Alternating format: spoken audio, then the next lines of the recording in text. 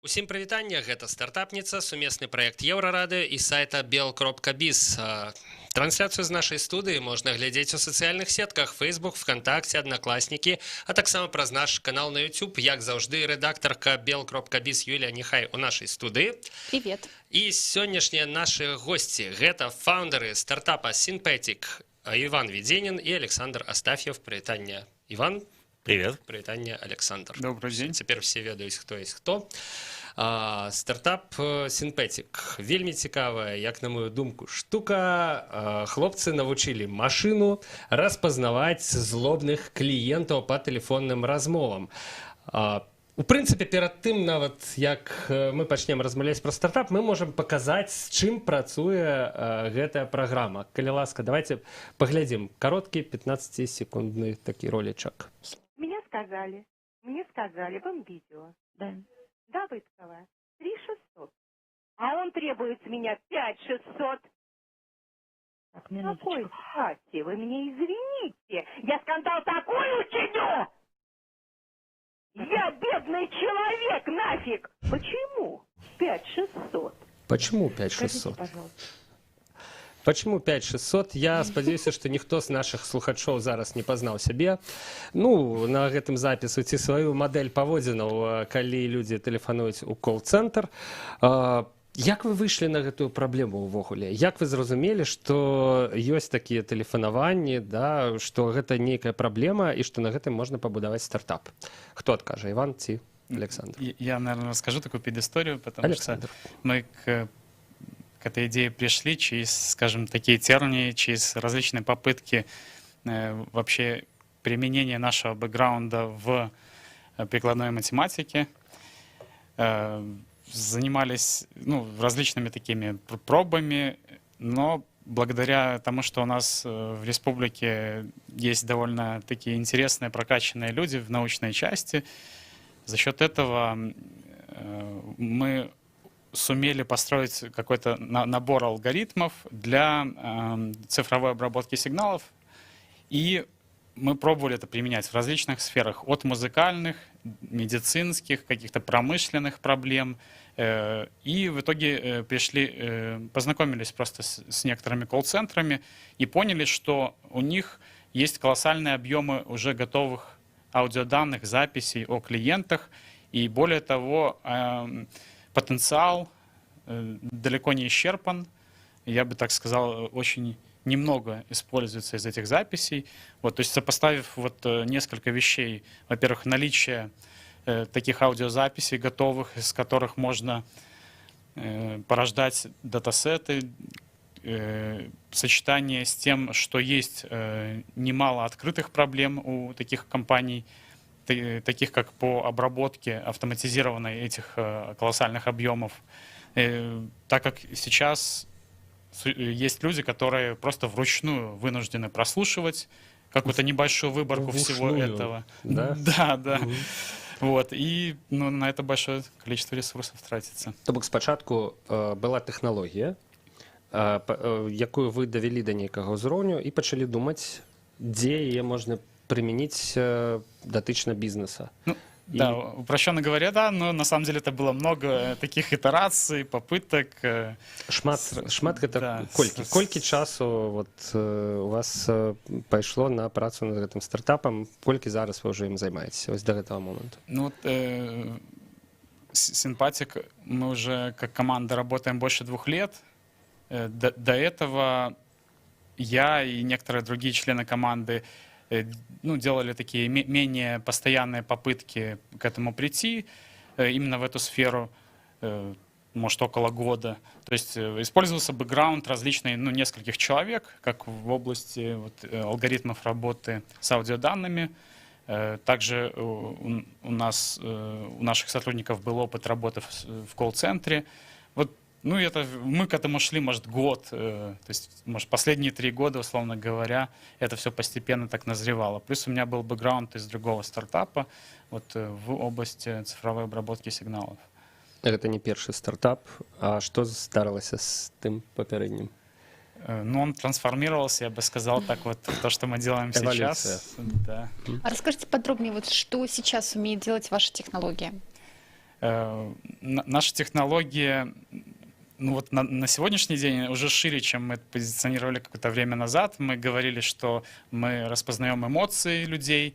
Сейчас мы работаем не только с эмоциями, но в широком смысле с различными несемантическими аудиоданными, причем не только из человеческого голоса, это могут быть какие-то вторичные звуки, шумы. То есть классификатор, мы стремимся создать такой классификатор всего, но есть такая общая проблема. Вот. Ну и где-то посередине, условно говоря, этого пути вот мы определяем как интонации человека, какие-то дополнительные факторы, как взаимодействие спикеров, как они влияют друг на друга. У одного тон повысился, у другого повысилась, ну, какая-то агрессия, например, и так далее. Ну, если позволишь, я как бы разделю именно технологию и продукт, да, потому что технология — это, ну, то, вот, что мы говорили, что вот мы распознаем эмоции, мы на самом деле продолжаем это говорить, потому что это на самом деле цепляет, то есть и всем интересно, вот, ну, вот может машина, не может. Но когда мы идем продавать кому-то, то само распознавание эмоций мало интересует. Интересует решение проблем контроля качества, например, в колл-центрах, или мониторинг лояльности клиента по голосовым вот этим записям.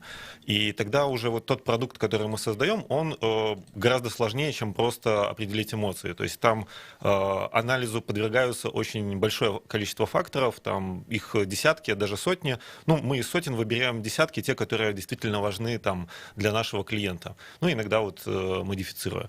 Поэтому вот технология развивается параллельно, можно сказать. Она как такое, ну вот это называется R&D направление.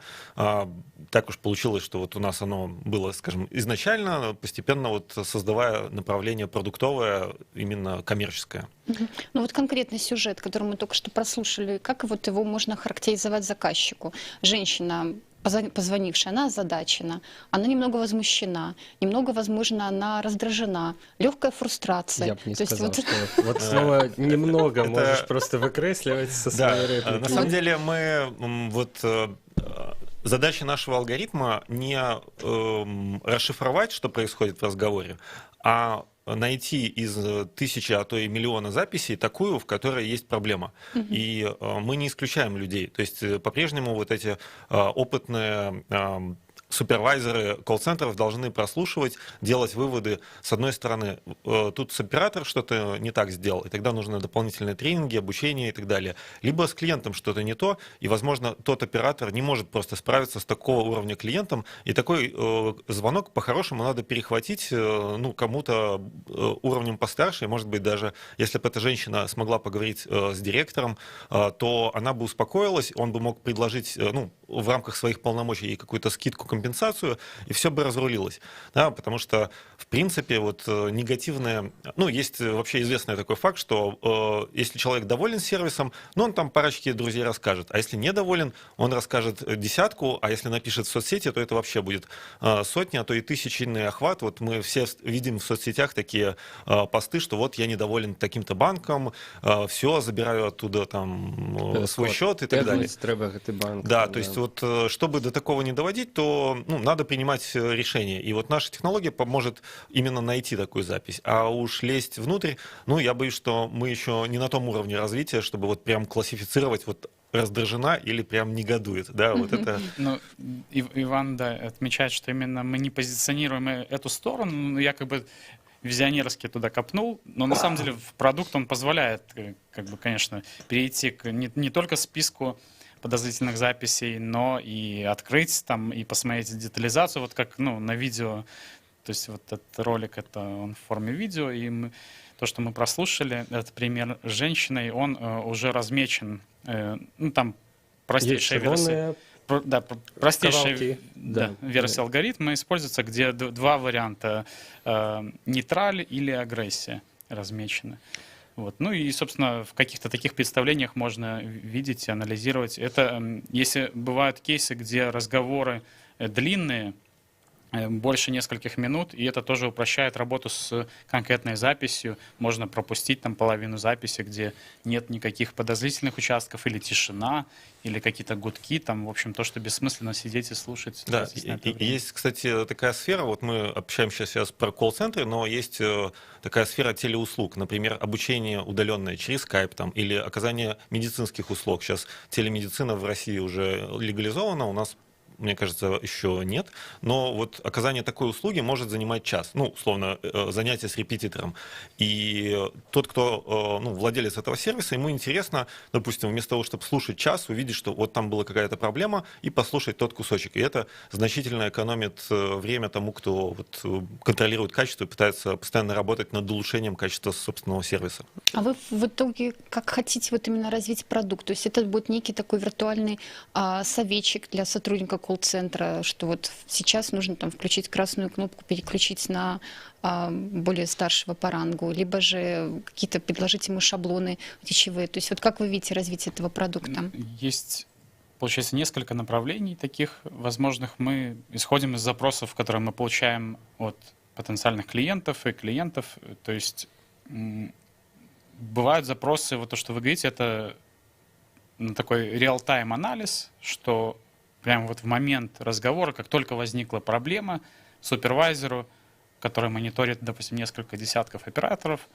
на экране вспыхивает какая-то там лампочка, и он может подключиться даже сам. Оператору не обязательно даже что-то кликать. Вот, ну, то есть был запрос на такой функционал, и мы даже сделали прототип, но пока мы не нашли на рынке прям вот такого массового спроса на это, и больше сфокусировались на пост-анализе уже записанных разговоров, потому что мы просто помогаем вот автоматизировать те процессы, которые сейчас уже происходят. С этого начали, по крайней мере. На это спрос явно есть, потому что прямо сейчас тысячи людей в разных компаниях слушают вот эти записи, и мы стремимся им помочь. Да, мы как стартап идем за спросом. То есть технологию можно развивать бесконечно, но нам надо выживать, зарабатывать деньги. Поэтому вот кто готов больше платить, и прямо сейчас вот с теми мы в ту сторону развиваем. Ну, потенциал, конечно, у нас достаточно универсальный. То есть у нас, можно сказать, есть ядро технологии. Это, вот сервер там либо облачный, либо мы можем развернуть на локальном сервере свою систему. Она обслуживает просто запросы и выдает ответ. А дальше можно этот ответ либо интерпретировать в реальном времени, то есть тут же, либо можно выводить какой-то объем данных, обработать. Я бы сказал, даже вот мы идем к системе сквозной аналитики, когда супервайзер получает свой отчет, начальник колл-центра свой отчет, SEO компании свой отчет, уже там какой-то агрегированный. То есть это все в рамках концепции такой управления компанией на основе данных. Просто вот обработка звуковых данных — это всегда такая очень затратная штука, и мы как раз работаем вот в этом поле. Вместо тех, кто слушает, автоматически это все сделать и всем дать те данные, которые им нужны для выполнения их обязанностей. Наколькі гэтая тэхналогія мовазалежная? Вось калі па-ангельску ці па-беларуску размаўляць з аператарам колл-цэнтра, ўсё роўна эмоцыі будуць такімі, што прыкладанне іх адловіць і заўважыць і адзначыць чырвоным. На текущий момент мы с теми клиентами, где мы работаем, там русскоязычные, но наши вот эксперименты с датасетами показывают, что русский, немецкий и английский достаточно похожи. А вот испанский, вот у нас был опыт чилийский, там немножко другая специфика. Іншае інтаніраванне пры Да, но мы не делаем универсальную технологию. Мы все равно знаем, что данный банк, допустим, он работает с русскоязычными. Соответственно, мы максимально адаптируем свою технологию под него. Если мы начнем работать с иностранным банком, то мы адаптируем под его кейсы. То есть она, несмотря на то, что она более-менее может примерно работать одинаково, но всегда лучше и точнее адаптировать на тех датасетах, которые будут потом использоваться. Я чуть-чуть добавлю, что в любом случае идет такая адаптация, потому что не только под язык, вот в рамках русского языка мы приходим в банк, и они обслуживают, допустим, бизнес-клиентов. Там, скажем так, в такие случаи, которые мы сейчас слушали в начале передачи, очень крайне редко. амаль Да? немагчыма, В да. других, в B2C-сегменте это может быть обычным явлением. Поэтому идет подстройка не только под язык, ну, то есть есть этап интеграции, где мы адаптируем это под какие-то не только языковые, но и культурные особенности, потому что вот хороший пример про испанский язык. Мы целый год тестировали технологию в Чили, и это был колоссальный опыт, и фидбэк, и так далее, да, и там были, то есть там не только интонации, скажем так, по-другому нормируются, да, то есть диапазон радости и негатива у них будет, как бы, условно, упрощенно говоря, свой. Вот. Но и другие признаки, да, там могут больше, допустим, перебивать люди друг друга. Это считается нормально в одной культуре, в другой это будет признак плохого разговора и так далее. Ну и даже не только в рамках, как я говорю, географической культуры, но и вот там в бизнес-среде одно, там, а в другой другое. А расскажите о ваших клиентах сейчас и вот с какими запросами они обращаются? Сейчас вот мы активно, уже почти год, как мы начали с акселератором ВТБ российским работать, прошли их акселератор, провели довольно успешно пилот. Сейчас продолжаем этот пилот. Хотим, скажем так, вдогонку им продемонстрировать кое-какие апдейты. То есть они очень открыты, ВТБ очень открыты к новым технологиям, и мы стараемся тоже себя проявить. Поэтому вот за счет этого опыта мы получили вообще информацию о том, как работать с банковской сферой. До этого мы делали лишь такие скромные попытки работать с банками. Сейчас у нас намного больше понимания, чего им требуется от нашей системы. Мы смогли адаптировать. Даже возможность разворачивания системы локально в контуре банка, это тоже отдельная такая работа была проведена.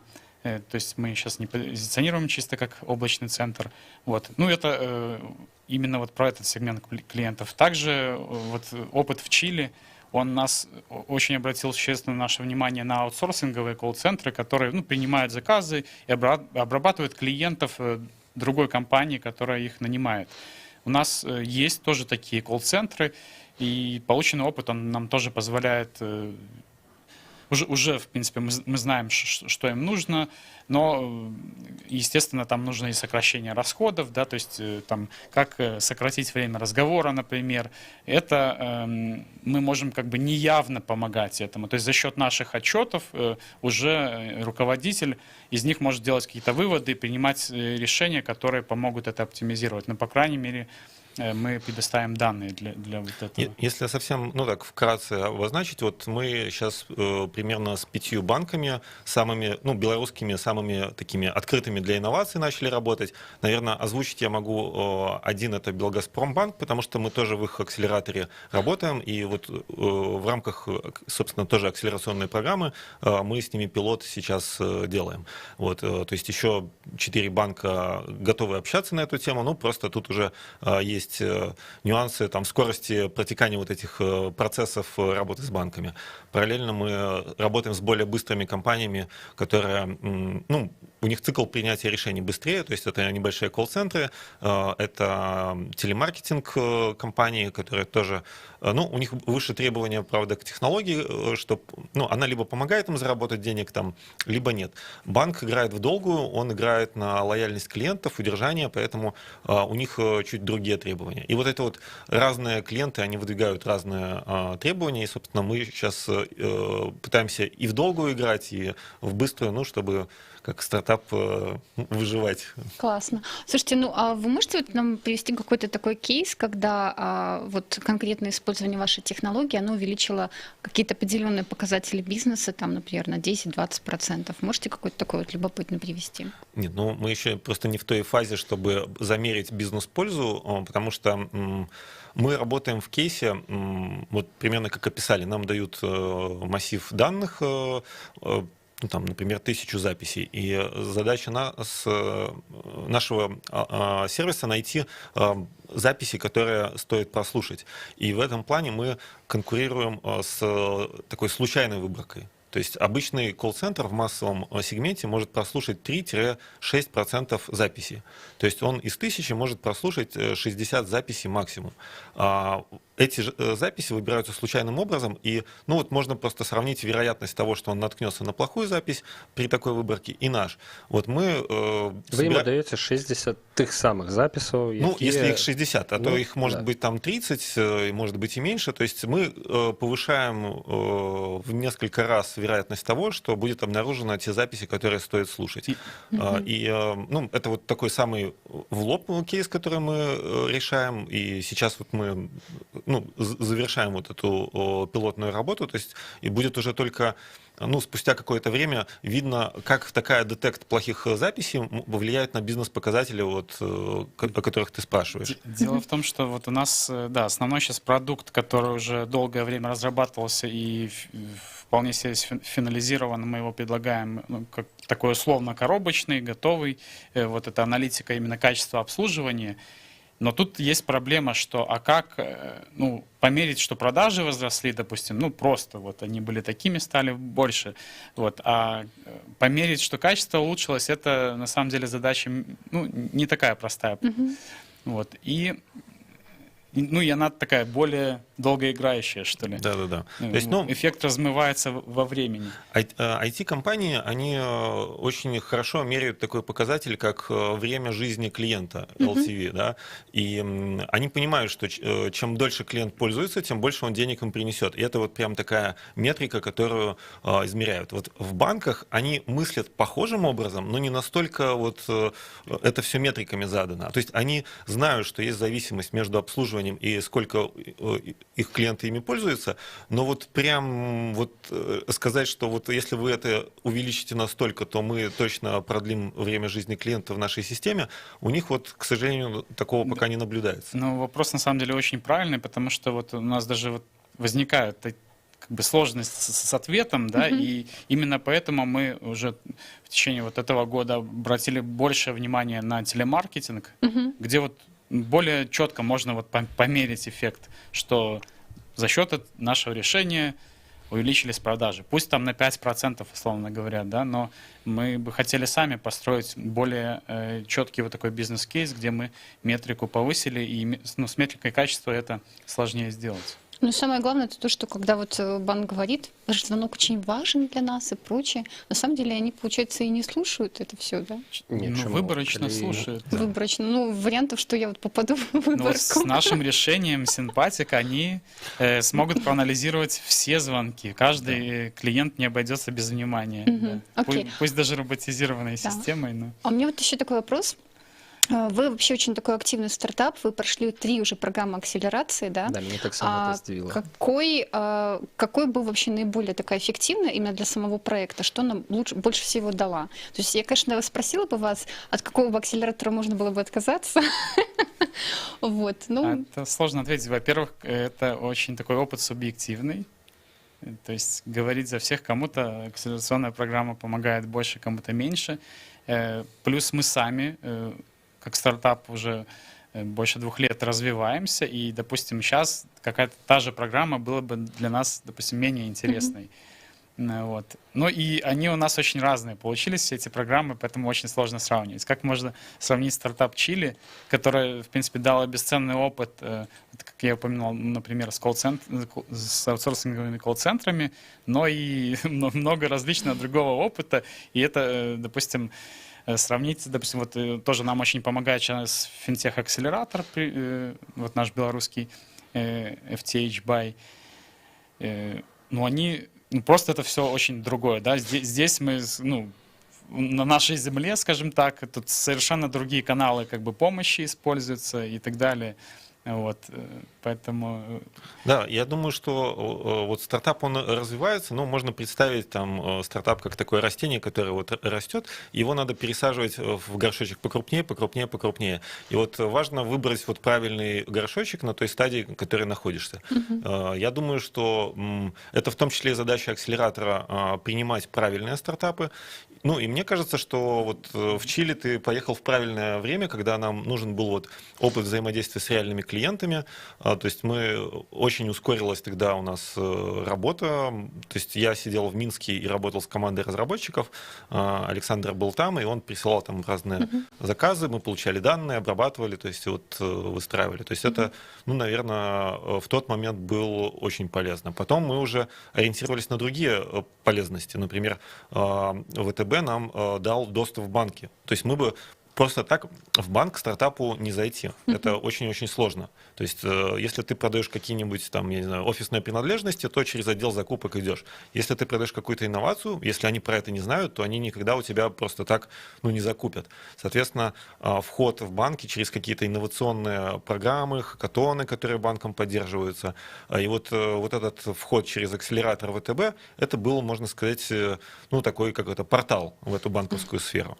А с ФТХ акселератором, или FTH, как там правильно FTH. сказать, да, он, с одной стороны, тоже помогает сконнектить, ну, с нашим банком, но с другой стороны, он помогает нам, ну, вот как стартапу там где-то разместиться, чтобы у нас команда была, потому что у стартапа часто негде вот собраться, ну, придется либо там в кафе собираться, либо удаленка, но это всегда как бы хуже, чем сидеть вместе и взаимодействовать. Поэтому если так переносить на других, то выбирайте то, что вот вам нужно, и если в данный момент у акселератора это. Ну, в Токминск вам интересно пойти? Ну вот я лично уже был в Техминске. Ну да. Да. Но сейчас ведь он обновленный Сейчас формат. это совершенно другой формат. Они оставили тот же бренд, в принципе, такой хороший. Да, то есть если раньше это было около месяца программа обучающая, тоже, в принципе, очень полезно, но сейчас это больше такой, как классический акселератор. Мы как раз вот недавно обсуждали, действительно рассматриваем этот вариант, потому что сейчас это, ну вот, то есть вот то, что мы пытались объяснить, что каждый акселератор или какой-то даже, ну, инвестор или еще какие-то решения, они должны вот подходить, вот, допустим, в акселератор ВТБ идти без готового продукта было очень мало смысла, а на тот момент у нас уже был MVP, да, который мы просто взяли и протестировали, да, там, потому что срок пилотирования, несмотря на то, что программа была очень длинная, само пилотирование было около месяца.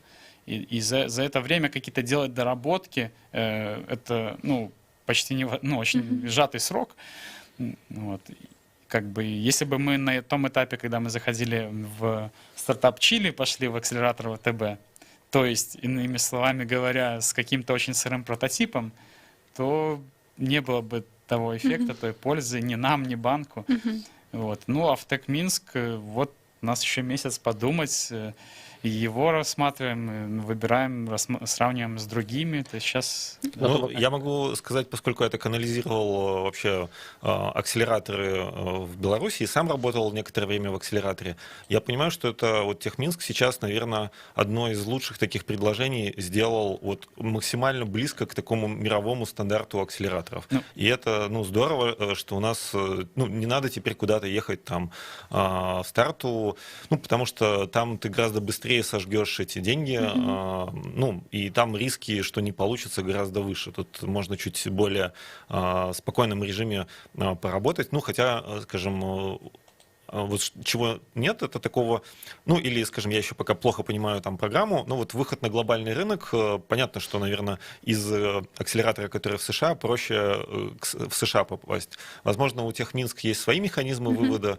вот, ну, тут надо подробнее узнать. Нетворк, как я понимаю, у них Да. довольно широкий, и за счет этого, думаю, ну, вообще, из того, что я знаю, вот на текущий момент действительно Техминск вот в новой его версии выглядит, ну, у нас, наверное, аналогов как бы в Беларуси нету, да, то есть Да. поэтому очень привлекательно звучит. Но это значит, что вы готовы уже ахвяраваць нейкай долей у сваім праекце. Мы Я в бы любом- сказала, что уже вы потратили ведь долю. И когда вы были в ВТБ и FTH, он Нет. тоже берет долю. Тут Нет? акселераторы очень разные, да, и FTH, Он берет долю. скажем так, у них есть несколько вариантов сотрудничества, пока мы сотрудничаем так надеюсь, что на взаимовыгодных каких-то началах. То есть, ну, конечно, больше они нам помогают, естественно. Вот. И пока это не дошло до прямых инвестиций от них, то доли мы не отдаем. Но это возможно. Мы периодически к этому вопросу возвращаемся. Вот на данный момент нет. И акселератор ВТБ тоже на тот момент Им было главное сделать отбор, запустить пилоты, посмотреть результаты.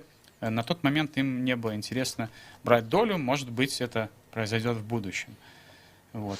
Соответственно, мы Пакуль што два фаундера. пока И всё. имеем контроль, и поэтому очень аккуратно присматриваемся к этому решению. И мы не только акселераторы сейчас рассматриваем, говорим с различными инвесторами. Вот. Як, до речі, поділені обов'язки поміж вами у проєкті? Ви доповняєте, Это перешкоджаєте. в стартапе таком Чи в режиме, просто дублюете в режиме один одного? бутстрапинга, когда вы находитесь, мы делаем, ну, каждый делает все, как говорится, да. Понятно, что в части, где разработка идет, научная часть, ну, мне будет сложно заменить какого-то мега продвинутого ученого, допустим, хоть я в какой-то мере пытаюсь тоже там помогать, чем могу, вот. Но вот в административной части, условно говоря, вот мы с Иваном делим всю работу, которая остается после R&D и, собственно, разработки ПО. Вот. Ну и даже туда тоже сами погружаемся, насколько бывает нужно. Я бы сказал, вот Александр старается заботиться о компании вот как SEO, то есть чтобы она жила там, чтобы у нее было, ну, какие-то финансы там на выплаты там обязательных каких-то вещей. Вот я сейчас больше забочусь о том, чтобы шла разработка продукта, чтобы и технология развивалась, и продукт, и это было синхронизировано, чтобы не было такого, что там ребята, просто изобретатели такие ребята, которые вот если их оставить в покое, они будут что-то изобретать, что им интересно, и это, наверное, круто, но оно может мало коррелировать с тем, что можно продать. И поэтому я вот пытаюсь как-то держать немножко в одном русле, вот больше работаю, наверное, с командой и с клиентами, то есть я хожу на встречи, поскольку я глубоко знаю, как работает технология, хоть я сам там не занимаюсь там изобретением, я могу рассказать, что мы делаем очень подробно, достаточно подробно тем людям, с которыми мы встречаюсь. То есть вот так. Ну и я еще сейчас подбираю людей, которые могут как раз быть, ну, меня заменить именно в продуктовой разработке, чтобы есть такие продакт-менеджеры, да, вот до этого я играл эту роль продукта, сейчас мы взяли несколько людей на стажировку попробовать, ну, заменить меня в некоторых частях. Сябры, Вот вы уже все. Юлія, да. Уже все. Такой На жаль. классный стартап с таких вопросов. На жаль, сканчаецца час нашай праграмы. Пытанняў сапраўды засталося яшчэ шмат, і сапраўды вельмі цікавая размова, таму што не часта ўсё ж такі у нас у студыі апынаюцца стартапы настолькі зразумелыя, настолькі своечасовыя і настолькі перспектыўныя, я б сказал. Кажется, Так? Александр не совсем согласен с этим. Я Што не часта апынаюцца? согласен, просто рад Не, слышать. все стартапы добрыя, вось, але тут сапраўды ўсё, ну, мне было зразумела, па-першае, па-другое, цікава. Вось, але час праграмы скончыўся. Нагадваю, што ў каментарах у соцсетках можна задаваць пытанні фаундерам стартапа Сінпетік Івану Вядзеніну і Александру Астаф'еву, якія сёння былі у нашай студыі. Мы абавязкова тэгнем Івана і Александра у гэтых постах, і я думаю, што яны на ўсё адкажуць. Удачы, дзякуй, да пабачэння. Большое спасибо, до свидания. Таксама Юлія Няхай з Белбіз была ў нашай студыі, Павел Свярдлоў працаваў пры мікрафоне. Наступная стартапніца ў наступную пятніцу. Да пабачэння.